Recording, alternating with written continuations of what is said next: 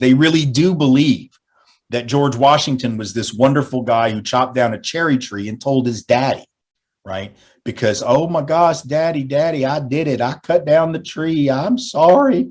He didn't, that's a lie. Like that whole story is just made up. That did not happen.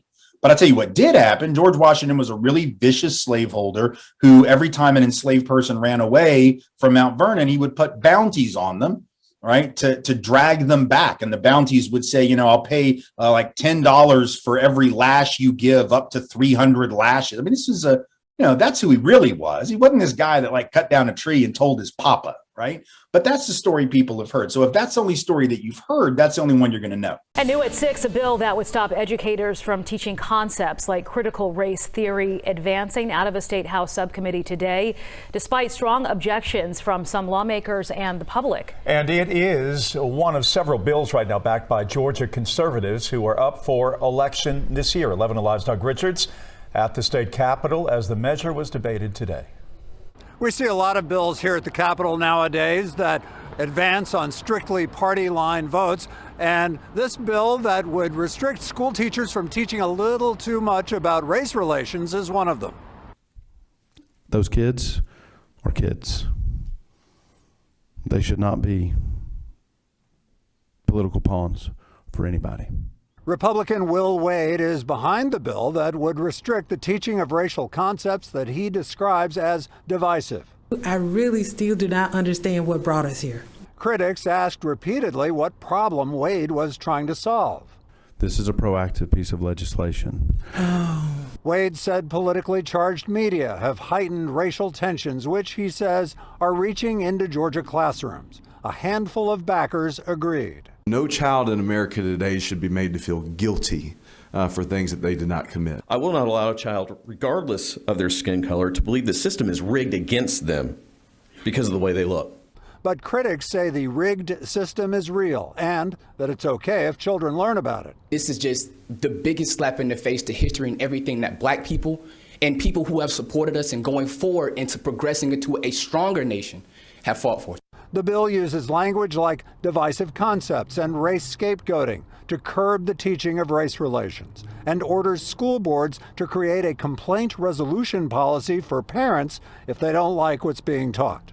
I'm concerned that this bill starts by defining and prohibiting a series of concepts that would be common in any class discussion about race or identity. We should teach about race and racism the same way we teach about math and chemistry, as accurately as we can. At the end of the meeting, Democrats declined to make arguments against passage of the bill, probably because they knew that on this Republican subcommittee in an election year, passage would be a fait accompli. At the Capitol, Doug Richards, 11 Alive News.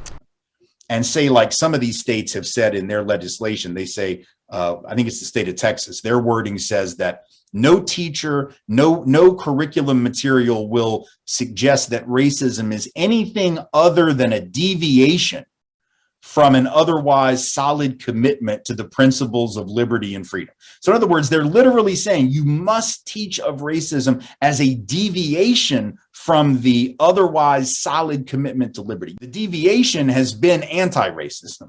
The deviation from the norm has been equity. That's been the deviation. That's been the outlier. But the recognition is that if we actually have an understanding of systemic racism, that it will cause young people in particular, right, to believe that they have to be part of the solution. And if they then become animated on behalf of racial justice, then they will be politically dangerous to those who would prefer that we not talk about those things. This time around, the great white hype is critical race theory and white supremacy in schooling. Whether it's the school to prison pipeline where white students are more likely to get suspended for things you can prove like vandalism, while Black students get treated like this for talking back. Or the fact that by law, public schools are funded by property tax dollars based on their district. So if a school is located in a poor district, then property taxes are substantially lower, and so is the funding for education. So if you carry the 1, divide the 3, multiply the 2, it just all equals a shitty education system, okay? One whose outcomes disproportionately favor wealthy white people. Unbringable blacks are bad with KKN breaking news. This just in. To Charlemagne the God slanders and disrespects America's flawless education system. Why in white Jesus' name is the black Mr. Clean allowed to say these treasonous things on national TV? I'll tell you what's crappy, Mr. Shaka Khan the God, if that's even his real name, that colored people have the right to read and affirmative action, yet still complain about everything. I mean, what's next on the list? Black college professors getting tenure? Negro, please. Question there, should critical race theory be taught in Tennessee schools? And our guest tonight is going to help explain it and talk about this subject as well. His name is Tim Wise.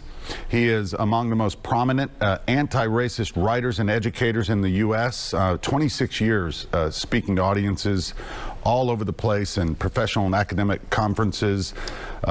Based here in Nashville, was an advisor to the Fisk University Race Relations Institute. I could go on and on, but we're thrilled that you're joining us, Tim. How do we define critical race theory? What is that?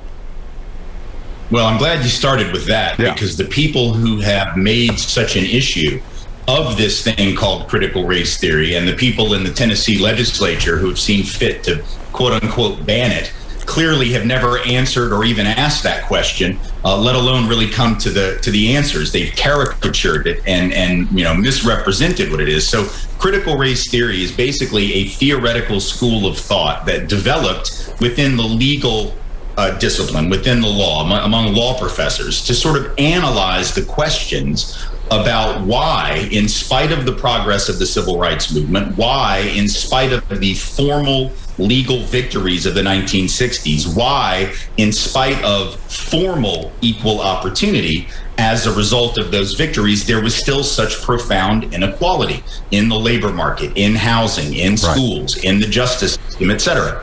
And they were asking that question. That's the same question, by the way, that conservatives want to know and that regular, mainstream liberals want to know. They just answer the question differently. Critical race theory fundamentally says that the reason we still have such profound racial disparity in this country, white families with 12 times the net worth of black families on average, for instance, is that racism and racial inequality has been so embedded in the structure of the society from the beginning that formal equal opportunity is not enough to create real equity or equal protection of the law. Now, one is free to disagree with that argument, and there's lots of great discussions that people can have about it, but that is literally the primary sort of building block of critical race theory, is the notion that inequality in this country is not an accident, and it's not just the result of, we haven't quite been able to figure out how to fix it. Critical race theory says inequality was the point from the beginning, that we were actually a nation founded with liberty and justice for some, not for all. And both the history and the sociology and the legal analysis justify that argument. That is what critical race theory really is. Not a lot of the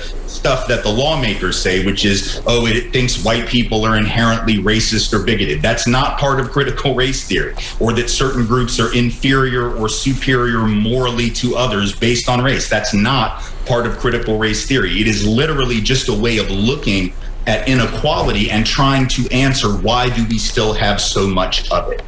Right now, there, I think, has been, obviously for the last 2 years, a very concerted attack on what is being called critical race theory. But I think we make a mistake if we accept that framing, that is actually what the far right in this country is doing. What they are doing is not really attacking or even criticizing or even grappling with what is actual critical race theory. I wish they would grapple with that. I wish we were talking about that. I wish we were talking about that in schools. I wish we were training teachers around critical race theory. We're not. That's not actually the world in which we live. What they are doing is really attacking the very concept of anti-racist education and the larger anti-racism movement in this country. And I'll demonstrate that to you in a couple of ways. But before I do it, let's just sort of put this in some context. Why is this happening now? Why is it that 24 state legislatures in the last year and a half have introduced legislation? I think 15 of them have now passed some form of legislation to restrict various things that they're calling critical race theory, various types of learning and teaching around issues of race. Why now? Because critical race theory, which they're calling these things, has been around since like 1980, 1981. Derek Bell and others who really created that within the field of legal studies. It's been around for 40 plus years. And it's only now in the last year and a half or so that all of a sudden the far right has latched onto this as the new boogeyman. Now, why? What is happening in the last year and a half that would justify this obsessive fear and paranoia about anti-racist education? Well, the answer should be obvious, right? The answer is that this fear developed at the very same time that the uprising in this country post the murder of George Floyd happened. And so when the summer of 2020 saw the explosion of activism and the rush of literally millions of people, many of whom had never been involved in racial justice work before, especially a lot of white folks, into the racial justice movement, you can imagine there were folks who were scared by that. There were folks who were concerned about that, folks who were concerned that all of a sudden this term systemic racism was being heard in the media. I mean, when was the last time prior to, let's say, summer of 2020 that you'd ever heard those words uttered in mainstream media? You hadn't. We didn't talk about those. We did. I mean, those of us who do this work use that kind of phrasing. But unless we were lucky enough to be interviewed on one of those, mainstream media outlets, the typical conversation wasn't about that. So all of a sudden, in the aftermath of the killing of George Floyd, in the midst of this uprising, the fear emanates around, what are we teaching these kids? What are these kids learning? My God, they're talking about systemic racism. And there was a fear, I think, quite palpable, that when you had all these young white people in particular discovering racial injustice, that becomes especially dangerous, right? The far right expects black and brown folks to be complaining about racism because black and brown folks have always led the struggle for racial justice. They know what to do with that. But the idea that suddenly millions of white folks would also be in the streets, maybe not knowing what they're doing. I'm certainly not going to suggest that we all did, but all of a sudden millions of white folks with those banners and those placards and, talking to people online about these issues, that necessitated a backlash. And as Carol Anderson, brilliant scholar at Emory University, talks about in her book, White Rage, in every generation, when there is progress, either real or even sort of symbolic progress for black people in this country, there is that white rage reaction. It happened after the end of enslavement. It happened after the end of Jim Crow segregation. It happened after, affirmative action programs were created in the 70s. It happened with the rise of Barack Obama, and it's happening now with this uprising. So nothing about this should be surprising, but we have to understand that historical context. It didn't come out of nowhere.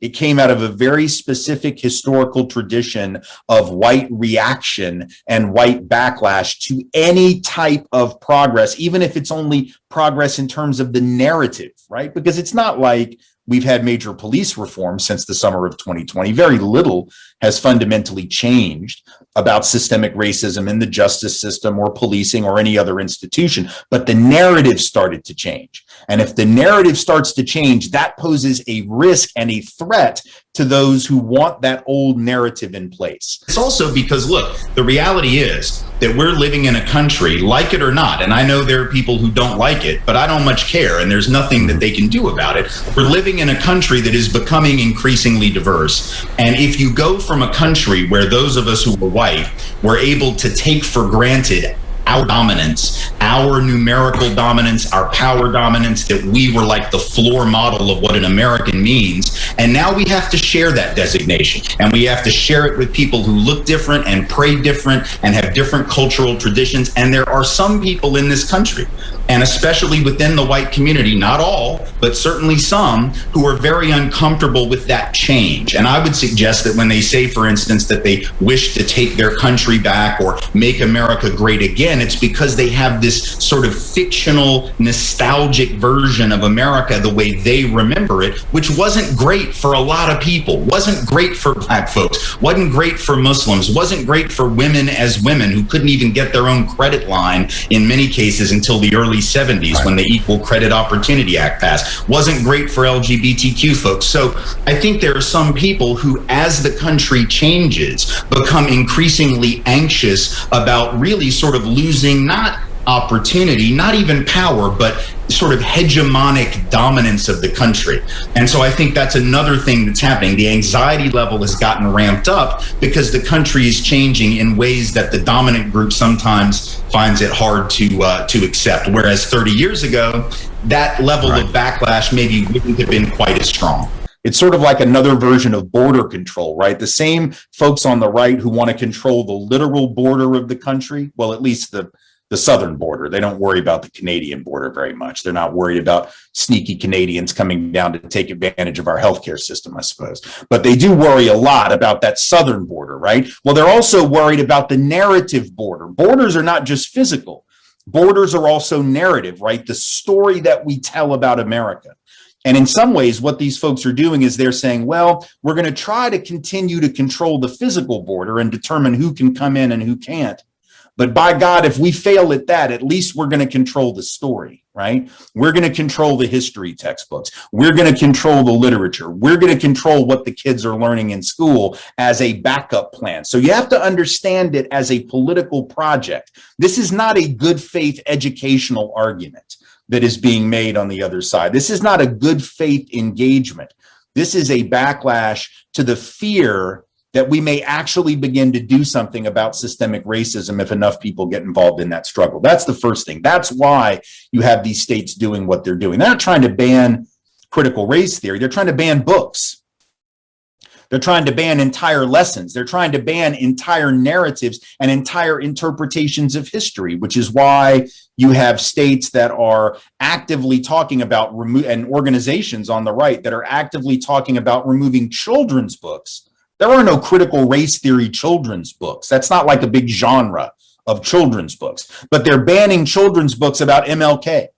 They're talking about removing books about Rosa Parks, talking about removing the book by Ruby Bridges, who desegregated New Orleans public schools in 1960, a book that she did about her experience. Now, we've all seen the picture, the famous Norman Rockwell painting of Ruby Bridges going into that school in New Orleans in 1960, and there the tomatoes have been thrown at the wall and the N-word is scrawled on the wall, and the National Guard or the cops or whatever are ushering her into the school. It's a famous painting.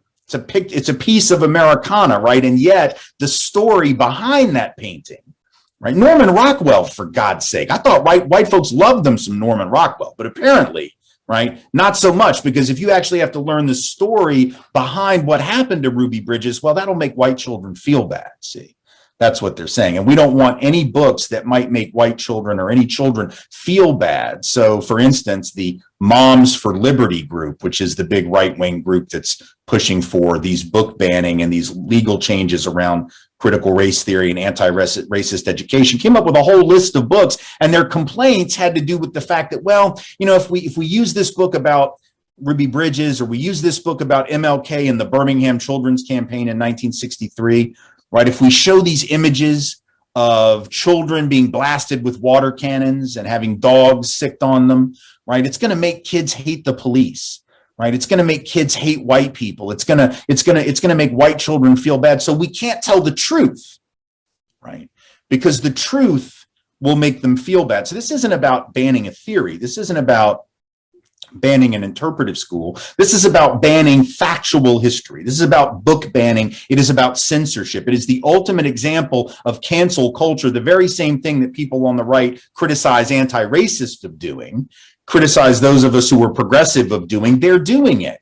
And they're doing it in a very formal way. In the state of New Hampshire right now, for instance, just to give you an example of this, any teacher who discusses racism in America opens themselves up to being turned in by students or by their parents. There's going to be an online snitch portal in the New Hampshire schools, right? And the Moms for Liberty group that I mentioned is offering bounties of up to $500 for the first person who catches a teacher violating the new restrictions on anti-racist teaching, right? So they're actually putting bounties out on teachers. And the idea is we want to intimidate teachers so much that they just won't bring this stuff up at all. Right? We're not trying to keep them from bringing up Derek Bell and Kimberly Crenshaw and other critical race theorists. They weren't bringing them up anyway. We just don't want them teaching anything about this, right? In Florida, There was a piece of legislation that I read about yesterday. Somebody's trying to introduce a bill that has introduced a bill that would actually put microphones on teachers in the classroom so the parents can zoom in, I suppose, or Skype in and listen to what the teachers are saying in the room so that if they have an objection, they can complain about it. In Texas, lawmakers compiled a list of 800 books that they want reviewed, quote unquote, to see if they're appropriate for school libraries. And of course, they are going to be the ones who determine whether it is appropriate. Back to New Hampshire, just for a second, any teacher who ultimately is found to have taught what they call divisive subjects, which I mean, is an entirely subjective category, right? Anything that is a divisive subject, they can be fired and they can be stripped of their teaching license. That's what we're talking about. This is not about shutting down, radical thought. This is about shutting down thought, period. In the state of Idaho, lawmakers heard testimony from concerned parents that were upset that To Kill a Mockingbird was being taught. Now, there is a critique of To Kill a Mockingbird that many of us in the anti-racism community have, and that critique is that if you've read the book, which is this classic of contemporary American literature, it's a white savior narrative, right? All the black characters are essentially silenced in the book, but it is seen as this great anti-racist novel, Atticus Finch, this noble white attorney. There's a progressive critique of it. That ain't the one that Idaho has. That's not the one that Moms for Liberty had. That's not the one that the critics of anti-racist education have. They actually had people stand up in the legislature and say, well, we don't like this book because this book makes it seem like black people are oppressed. Well, now keep in mind, To Kill a Mockingbird, that story takes place in Alabama in the 1930s, y'all. So if you can't even bring yourself to acknowledge that black people were oppressed in Alabama in the 30s, I'm not really sure how you graduated 8th grade, let alone how you got licensed to teach high school history or literature, right? I mean, this is like pretty basic stuff, but they're basically saying, no, we don't even want people to know about oppression from almost 100 years ago. We don't even want them to know that.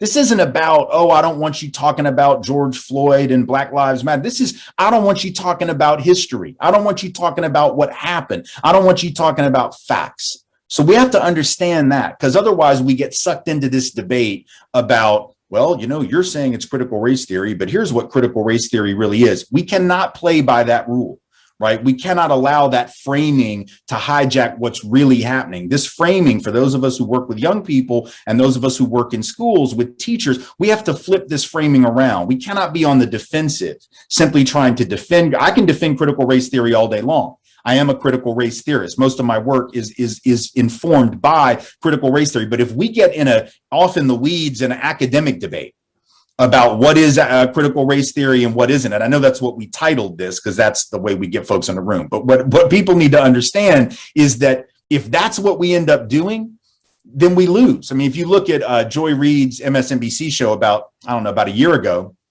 she had Christopher Rufo, who is one of the main guys on the right attacking critical race theory on. And that was her approach. And I'm friends with Joy and have been on her show many times and love her. But her approach was to argue with him and to try to make him look stupid for not knowing what critical race theory is. Well, he doesn't know what it is. But the problem with that approach is that her assumption was that he cared what it was, right? And if she could just make him look bad, that would somehow, sort of derail his movement. And he just sat there and laughed. And actually at one point said, these are his words, I don't give a shit about the specifics. His words, all right? He didn't care because it didn't matter whether he was misrepresenting critical race theory. He didn't care. It's just a buzz phrase for him. It's a brand. And he admitted as much on Twitter. They're just trying to create a negative brand association, anything at all. Diversity work, they call that critical race theory. Equity work, that's critical race theory. Inclusion work, that's critical race theory. Any discussion about racism at all, apparently, is now being referred to as critical race theory, right? And so we cannot allow the debate to be that. We have to push back and say, no, what y'all are trying to do is ban books. What y'all are trying to do is to control the thinking of children. What you're trying to do is to shut down learning, right? Is to shut down the ability of young people to think critically about the world around them. And let's go back to some basic things here. Because one of the things that's gotten lost in this whole conversation about anti-racist education and critical race theory is the fundamental question you ought to ask before you even engage this conversation, whether you're on the right, the left, the center, doesn't matter. You don't even have to like critical race theory itself in order to understand this. Why do we have theories of anything, right? What is a theory, after all? A theory is a thing that we develop to explain the stuff that we see, right? That's all it is. We all have theories about everything. We got theories about, geopolitical behavior. We have theories about, economics. What's the best way to stimulate the economy? People on the right have their theories. People on the left have their theories, right? We have a theory about why, if I stand up right now and drop a ball from waist level, why it goes down and hits the ground. It's the theory of gravity, right? We have an understanding about that, right? We have theories of evolution to explain the changes of species over time, right? These are theories that we have to explain the stuff we see. And some theories are more accepted than others, but the point is all theories start out as ways to explain phenomena, right? And that's all critical race theory was. Why did critical race theory come about? Well, the reason was very simple, and it came about for the same reason that other theories about race came about. So by the late 70s and early 80s, you had legal scholars like Derek Bell. They're looking around and they're noticing something very disturbing, which is what? That 15 years approximately after the civil rights laws get passed, there is still profound inequity in every area of well-being, right? So we had these significant victories, and everybody in the critical race theory movement accepts that they are big victories. Some people criticize CRT and say, oh, they don't acknowledge progress. That's not true.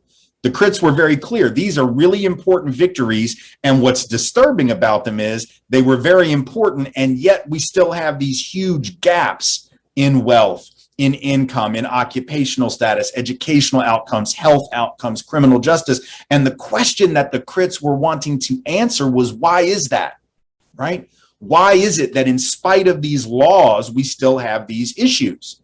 Because the theory is, if you pass the laws, things will change, and they weren't changing, or at least not very rapidly. So critical race theory is developed as a way to explain that. Now, what's ironic about conservatives criticizing that process is that they also developed a theory, right? Conservatives also looked at the same phenomena, ongoing inequities, ongoing disparities between white and black folks in particular, right? And they too developed a theory, and we all know what their theory was. Well, black people are broken. That was their theory, right? Black families are broken. Black culture is defective. Bell Curve said maybe black DNA is defective, right? They had their theories too. The point is they were looking at the same phenomena the crits were, right? And they were saying, oh, well, we also are interested in understanding why black folks continue to be behind white folks. We just think it's black folks' fault, right? And all the crits were saying is, yeah, we actually don't buy that theory. There's also a liberal theory, which is more the Barack Obama school of thought, which is, well, the liberal theory of this has always been, well, we just need more resources and more time. And, with appropriate resources and enough time, we'll get there. We're not quite all the way there, but we're on the way to the promised land, blah, blah, blah, and we'll get there if we do these things. And then there's a Marxist theory, which says, well, the problem is capitalism, and we won't get there until we get rid of the class system. There's a lot of schools of thought, right? Everybody's looking at the same thing and just trying to make sense of it. But what the critics of critical race theory are saying is, y'all can't even have your theory. You're not even allowed to say that theory. You don't even get to explore the issue. All we get is ours. In other words, we're going to keep interpreting these inequities as a result of black brokenness. We're still going to blame black culture. We're still going to blame black families. We're still going to blame black DNA. We're still going to say all our stuff, but y'all don't even get a rebuttal. Y'all don't even get to say that there's another theory out there because your view is completely unacceptable. But what is the critical race theory view? Well, it's very simple. If you want to think of the difference between the conservative and the liberal and the critical school, I'll break it down without getting into huge details, because again, that's an academic debate. That's not the one we need to be having. But if you want to explain this to people in the simplest way possible, the conservative school, the liberal school of thought says, racial inequity is the result of the legacy of racism that we haven't quite overcome yet, but with enough effort and enough money and enough time, we'll get there. Conservative school of thought says, well, we've already fulfilled our obligations to black people and other folks of color. We passed all these laws, so we've done everything we can do, and it's all on them now. And the critical school of thought says, y'all never meant these promises for Black people anyway, right? And so the inequalities that we see are not a failing of the system. This is the system as it was intended, right? The liberal school says, well, the system is failing. The conservative school says Black people are failing. And the critical school says the system isn't failing. The system is doing exactly what it was intended to do, right? To perpetuate inequality. Now, you don't have to agree with that. Some people don't. They think it sounds cynical, right? They feel like it's too skeptical. Oh, gosh, you know, I don't want to accept that. The idea that the system is intended to hurt people. You don't have to accept it. But can we at least agree that it ought to be heard? That ought to be considered. It's not so irrational, so out there that we ought not throw it into the mix, right? Because clearly the only other two schools of thought sort of leave us without a whole lot of systemic analysis, right? The one blames the victims of inequality, and the other one just says, just be patient, right? And the critical school is saying, well, we may have to be patient. That might be the way it works, but at least while we're being patient, let's have an analysis that explains why we're in the position that we're in. And so that's because more and more states are legalizing lies and ignorance. In fact, just this week, lawmakers led by Virginia Republican Representative Bob Good announced a bill that would ban critical race theory in federally funded schools. Or like Tennessee, for example. Look, we will not be teaching critical race theory in Tennessee. In May, the governor signed HB 580 into law. It bans lesson plans that make students, quote, feel discomfort, guilt, or anguish because of their race. I got to do my breathing exercises. They don't want to make students feel discomfort, guilt, or anguish because of their race. Which students y'all think they talking about? No, it's not the Black ones, okay? These anti-critical race theory monsters are snatching up our children's sense of self-worth. The same way Vice President Harris's team snatched up Sonny and Anna from The View during a live taping just so they don't press her on what happened to the Haitians at the border. But Tennessee ain't the only state peddling misinformation. Take Texas, for example. No, seriously, somebody please take Texas, okay? The state Senate passed a bill removing lessons on suffrage, the Emancipation Proclamation, and Martin Luther King from the public school curriculums. Oh, and Texas crackers didn't stop there. They added the witch hunt of Colleyville High School's first Black principal in 25 years, Dr. James Whitfield. In June of 2020, with the deaths of George Floyd, Breonna Taylor, and Ahmaud Arbery, rest in peace to all of them, those deaths were heavy on his heart. So Dr. Whitfield penned a letter to the school community. He wrote that education is the key to stomping out ignorance, hate, and systemic racism. Well, because a few ashy pieces of chalk accused Dr. Whitfield of pushing critical race theory into the school, he received a disciplinary letter and was placed on administrative leave. What y'all think happened next? Of course, just last week, the majority white school board decided to terminate his contract. This was not King's dream, okay? Not Martin, not Sean, not Don, not Berger, none of them. The purposeful revisionist history they are doing in regards to tragedies that have happened here in America is so strong that one day they're going to say this picture of JFK was just him going out on a nice sunny day to clear his head. That's right. That's how y'all should feel. That's how y'all should feel about all of this, okay?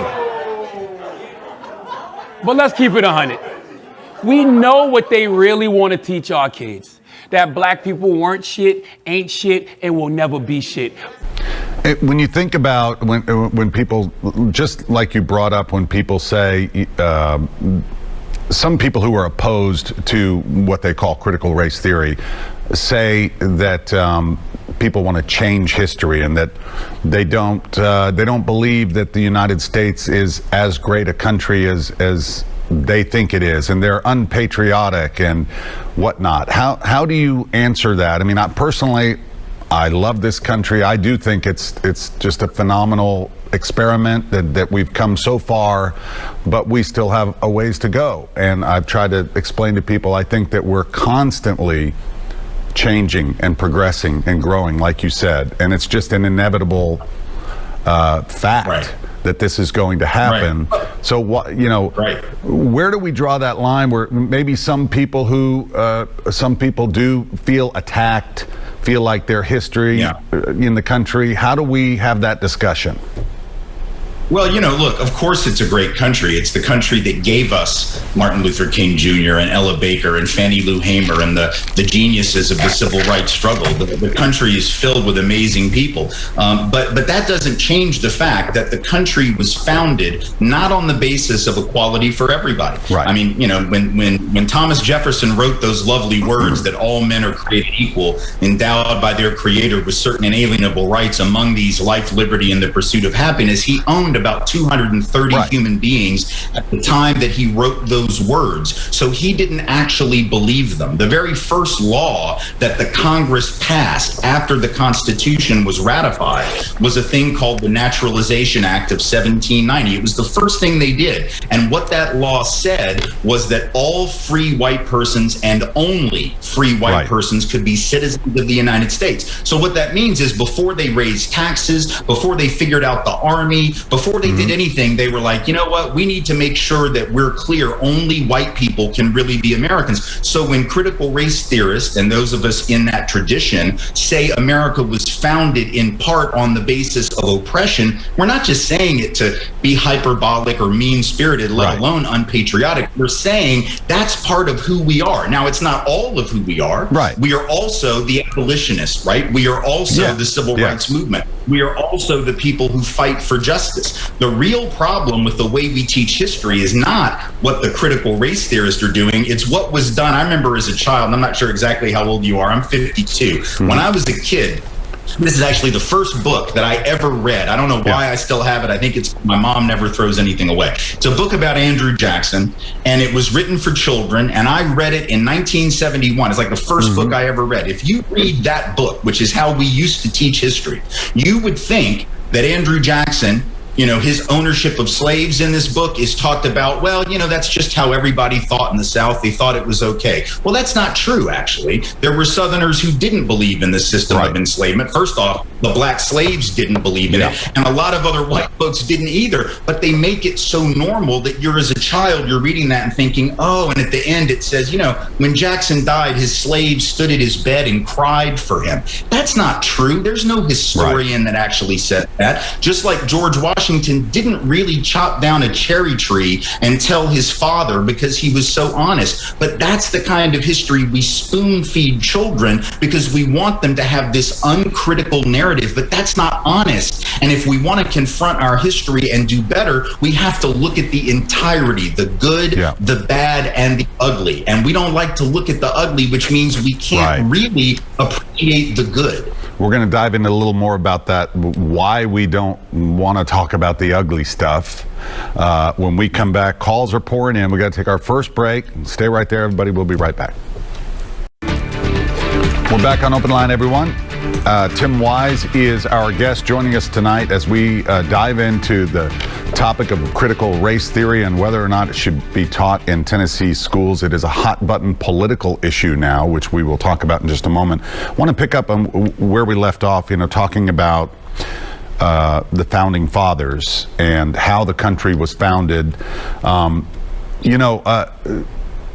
I personally still believe these were brilliant men, and you were talking about Andrew Jackson, and in the South at the time, and we have to dive into slavery because I feel like it's just one of those things that a lot of people don't want to talk about, and yet it's such a key part of our history. We know it happened, and the founding fathers, you know, the way I try to describe it, and correct me if I'm wrong, is they did. They were slave owners, and they were men and women. You know, they were the only ones running things. But for thousands of years, slavery was kind of accepted all around the world. All around the world, it's terrible. We know now as a progressive society but it's still going on in some countries. How do we balance the brilliance of our framers, that they were able to set up a framework for this country, knowing things are going to change, but here's a framework to start. How do we balance that with the people who they were, and even then probably there were people who were against it. In their minds, Tim, they really thought, oh, this is fine because we're superior. Well, there's a lot to unpack. First, okay. Yes, slavery has existed from time immemorial, but we cannot use that fact as a society to sort of shrug off our responsibility to deal with the legacy of what happened here. That's sort of like when you're a kid, if you're playing ball with your buddy and you break a window and you tell your mother, well, don't punish me, Billy broke the window too. As I recall, my mother said something about Billy being a fool, and if he were to jump off a bridge, would I follow him, or something to that effect. Right? So we can't use that as an out. Yes, it's true, but slavery in this country has had a particular legacy that we inherit, and a history, and not just enslavement, but segregation as well, which lasted up until roughly the beginning of my life a half a century ago. And so that's number one. Number two, if we are going to reap the legacy of the framers that we like, the good part of that, then we have to address the downside. Our problem as a country is we want to take advantage of all the bounty of that founding and all the good things in our history while sort of pushing the bad stuff into a memory hole. The reality is the founders, let's be very clear, the original founders did not set up a constitutional framework that was inevitably going to create freedom for everyone. That required a civil war and the loss of 600,000 lives for the new framers of the 13th, 14th, and 15th Amendments to create even the formal equal opportunity that we then theoretically had after that. So the framers would have been perfectly comfortable with a white man's republic. They had no intention of ever seeing the abolition of enslavement as far as they were concerned. They had no intention of equal opportunity. That's why we had to amend the Constitution to fix their mistake. And yet when you say that, people will accuse you of, bashing the framers or saying, for instance, well, you can't judge them by today's standards. But listen, the 10 Commandments were ostensibly handed down to Moses a long time ago, and they said, thou shalt not steal or kill. The system of enslavement involved both theft and murder. So I think that predates the 1600s and 1700s by an awful lot. We have ancient moral standards that tell us it was wrong, even if there were people who practiced it all through that time. So we need to have a fixed moral compass. And I think sometimes we conveniently sort of move the goalposts to justify that which really can't be justified. Well, Ron is on line one. Hey, Ron, thanks for calling in. Hello? Yeah, Ron, go ahead. I might be off topic here a little bit. I don't know. Okay. From what I'm seeing with it, I'm seeing more, it's like liberals and Democrats, nothing against anybody, love everybody, seem to be wanting diversity. But if I say I'm conservative, I'm called a racist. Yeah. That's not right. Why are we throwing that in on somebody that's, hey, man, I love everybody. I've got colored friends. I've got Spanish friends. It's not right. I think we're using a kind of a little agenda. Everybody needs to watch Morgan Freeman, what he says about what I understood systemic racism. Fella asked him, was he held down? He said, look at me now. I'm rich. He's a colored guy, obviously. He made his way. Everybody's got to make their own way through life. But Ron, and let me just ask this, and not to challenge you a little bit on that, but just the term colored that you use. You understand a lot of people of color, they're offended by that. Well, I'm going to tell you what. I did 4 years in the Marine Corps. Yes, sir. And when I went in the Marine Corps, the first thing our drill instructor said, I had 4 colored black drill instructors, where you don't call them. They were people of color. Okay. I had 4 and 1 white. You know who I preferred to have out of all of them? Was the colored. The white drill instructor was, it didn't work. Okay. So, and I was taught there's no white and black. It's light green and dark green. Well, thank you for calling in, and thanks for your service. Hey, thank you. Y'all have a good night. All right. So the point of that is being conservative, he feels a little under attack. Well, and that's, and those of us who are on the left feel under attack also by state lawmakers who want to ban the teaching of these issues in schools as an attack on us. So I guess everybody can feel aggrieved if we wish, but here's the point. Of course, not everyone who's conservative is a racist in any like formal bigoted sense. But here is the problem.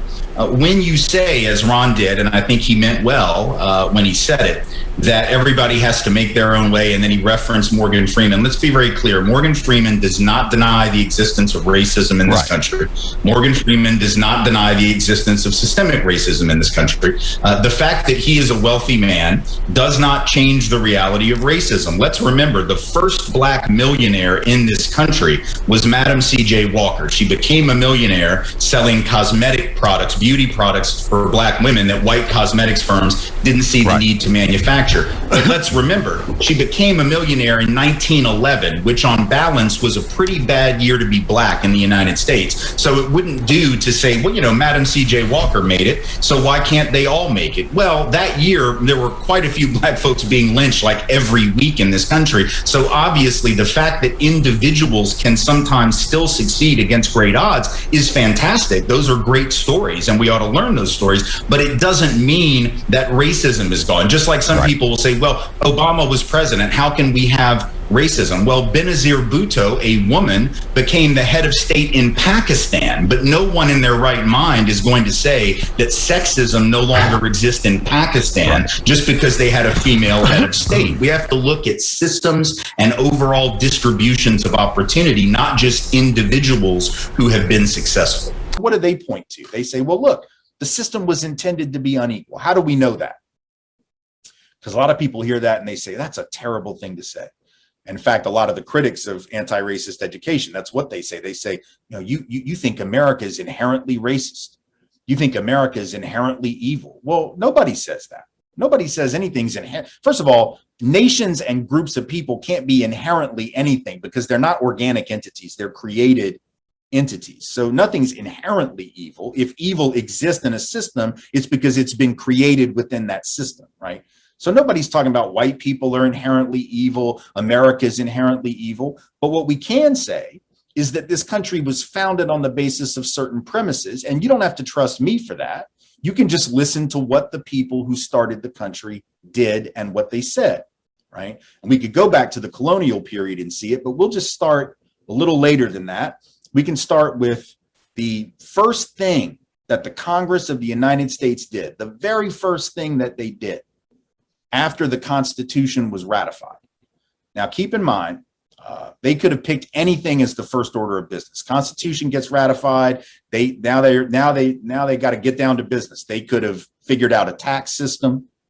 They could have figured out how to make sure the military's strong in case the Brits want to come back and have another run at it, right? There are a lot of things they could have made number one on their list of priorities. They didn't pick any of those other things, though. You know what they did? The very first thing they did after the Constitution is ratified is they come into session and they debate and then pass a thing called the Naturalization Act of 1790. It's the first thing. And what did the Naturalization Act of 1790 fundamentally do? It essentially said who could and could not be a citizen of the United States. In other words, the very first thing they want to do is make sure that everybody knows who this is for. Right? We got this new country. We got this Constitution. Y'all have ratified it now. Let's be clear who's in and who's out. And what they said was all free white persons and only free white persons could be citizens. They said it. They said this is the most important thing that we got to do before we do anything else. We can't even wait till Wednesday, y'all. We got to do this now. Like if we wait till Wednesday, some other non-white people might think they're citizens, and we can't have that. We need to be very, very clear that even European immigrants who come over here next week, next month, 10 years from now, 50 years from now, they will be citizens above any of these black folk, any of these indigenous people, later on, any of the Asian folk that we're going to bring over to work the railroads. Let's just be clear. This is who's in and this is who's out. When you say by your actions that the most important pressing business is defining America as a white nation, defining the United States as a white nation, how is it irrational for the crits to say, I think racism was baked in from the start? Like, why is that? How can that even remotely be seen as strange, right? It's obvious at that point.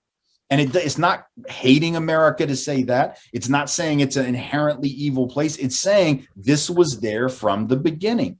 right? It was part of what was in the soil and the soul of the country. Interestingly, if you want to know who said that, other than the founders by their own actions and other than me right now, you can go back and look at what Dr. King said. Here we are coming up on Dr. King's holiday, right?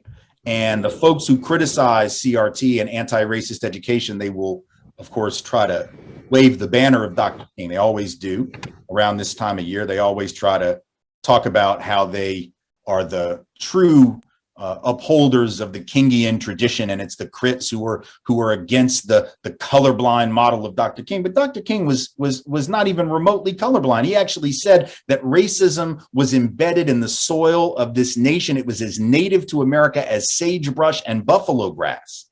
That's what Dr. King said. They won't quote that on Monday, right? That you won't hear that quote. That won't be on the news, right?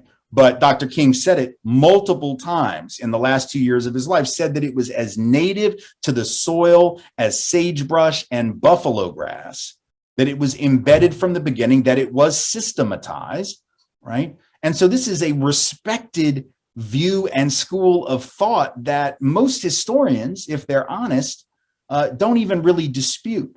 And yet folks now on the right are disputing it, because if we acknowledge that racism has been foundational to the country, if we acknowledge that it was embedded from the very beginning, then all of a sudden we begin to realize that it's not enough that we passed the Civil Rights Act or the Voting Rights Act or the Fair Housing Act or other individual pieces of legislation, because the problem was much more deeply embedded than we understood. If people begin to understand that, see, they become dangerous, because then they start asking, well, what more do we need to do, right?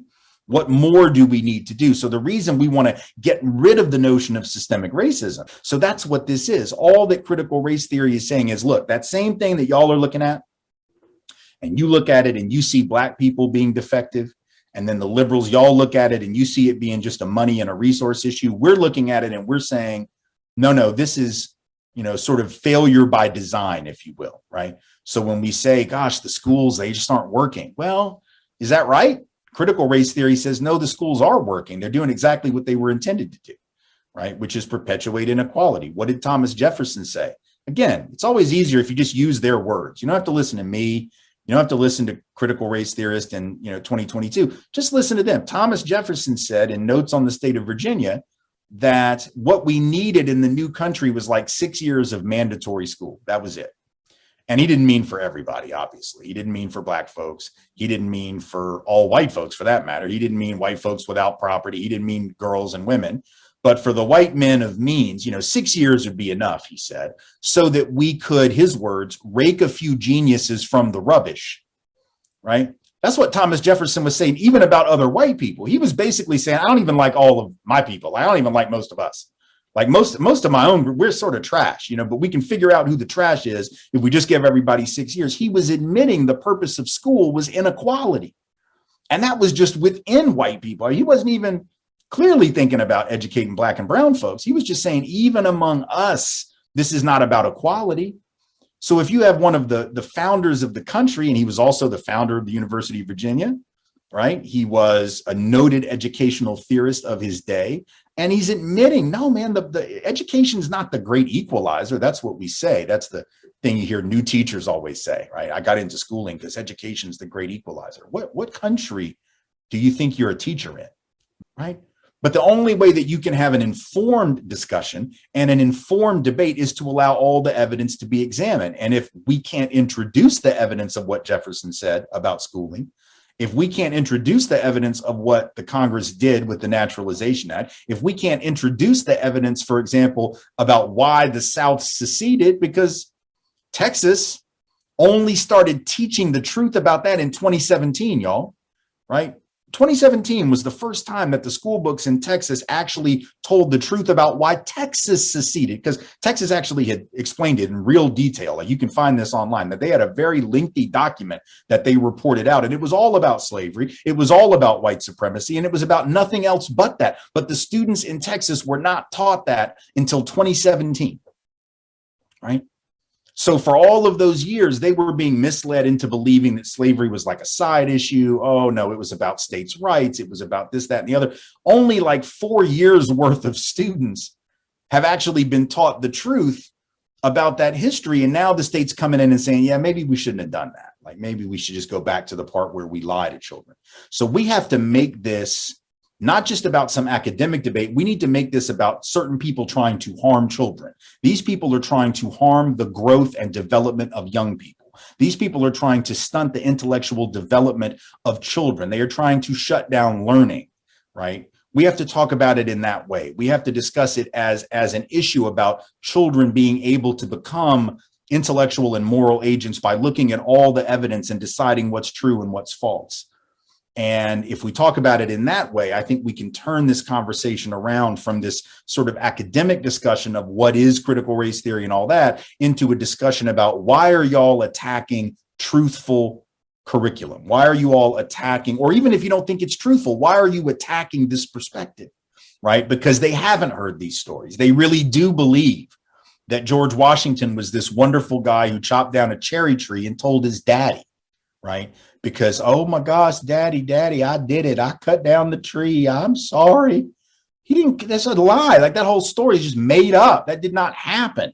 But I'll tell you what did happen. George Washington was a really vicious slaveholder who every time an enslaved person ran away from Mount Vernon, he would put bounties on them, right, to drag them back. And the bounties would say, you know, I'll pay like $10 for every lash you give, up to 300 lashes. I mean, this is that's who he really was. He wasn't this guy that like cut down a tree and told his papa, right? But that's the story people have heard. So if that's the only story that you've heard, that's the only one you're going to know. And so my question for people is, where did you learn the history that you learned? And then once you tell me that, then I can tell you, well, okay, and then here's where I learned what I learned. And I don't have to necessarily spend my time trying to debunk your version right now while we're having that conversation, but I can at least say to you, listen, there's a different story out there. And I'm fine with your story getting heard. Hell, your story does get heard. The cherry tree story does get told. The founding fathers being these great people, these brilliant scholars and minds, it does get told. The story of America as a flawed but great nation, we do tell that story. And I'm not saying that we shouldn't have that story be part of the mix. It is part of the mix, right? But there's another story, and I need that person who doesn't want that story to even be told so that young people can think it through themselves. I want them to explain what it is they're afraid of, right? I need people to explain, why are you afraid of this story? If this story is so irrational, so ridiculous, and your story is true, then surely the kids will see that, right? The students will look at it, they'll be like, well, this doesn't make any damn sense at all. What are you talking about? The Naturalization Act of 1790. I don't even think that's real. What are you talking? What? Only Judge ran away and George Washington wanted to whip her? Nah, that can't be right. Why? There's no evidence for that. If there's no evidence for it, then surely the young people will see it. What is it you're afraid of? I want to have that dialogue because the answer to that will end up being very instructive. Obviously, if these arguments weren't true, you wouldn't be afraid of them. It's like if I accuse you of being a serial killer and you know where you were Monday night when that person went missing, you got an alibi, you're not going to get real twisted about the fact that I called you a serial. You're like, I got records, I got receipts, I can tell you where I was at. I didn't do anything. I got an alibi. If America has an alibi, then nobody should be afraid about this version of the story. Tim, what brought you to this work? I guess it's a two-part question. What brought you to this work? And then how is it sustainable for you? How do you continue to do this work? So what brought me to it, and it's an important question. There's both a chronology to it, but there's also sort of an overall theme to it. One of the things that I recognized, I think, in the last year and a half during the uprising, where a lot of white folks came into anti-racist thinking and narratives and activism, but most of them came to it through politics. Most of them came to it through a political analysis, which is fine, by the way. I think that's probably how most people do. But for me, what I think brought me in and has kept me in has been that that's not really where I came to it from. I came to my politics through anti-racism, not the other way around. In other words, I grew up in a situation where the anti-racism came first and the politics came later. I think a lot of white folks, they start with the politics and then they graft anti-racism onto it. Here's what I mean. I grew up in Nashville. And I went to, preschool at a historically Black college early childhood ed program because my mom made the decision to send me there. And she did that in 1972 for very specific reasons. She wanted me to be socialized in a non-dominant environment. She wanted me to be in a situation where I wasn't the norm. She wanted me to be fluent in multiracial and multicultural settings, which for a 23-year-old, 24-year-old woman in the early 1970s was pretty forward thinking. And that meant that my peer group were mostly Black kids. It meant that the women who were the authority figures in that program were mostly Black women, right? They were the ones whose authority I was learning to respect at an early age. Well, there's nothing more valuable than that, because when you actually, the way I've said it in some of my articles is, it's one thing to read this stuff in a book or to learn it in a class, but the shit that you know is the shit that you know, right? And the shit that you know is the stuff that you see. Right. And so what I saw when I got into elementary school and middle school and high school was I saw those Black kids who I'd been friends with since preschool now, because I know all white people say we have Black friends and we're usually lying. Right. But like early on, that's all I had was Black friends. That's who I hung out with. That's who I played ball with. That's who I had lunch in the lunchroom with. That's who I played on the playground with. That was my context. So when I start seeing them treated differently and worse, for me, it registered. For a lot of white kids who didn't really hang out with Black kids, it wouldn't have registered. It wasn't because they were uncaring. They just wouldn't have even noticed it.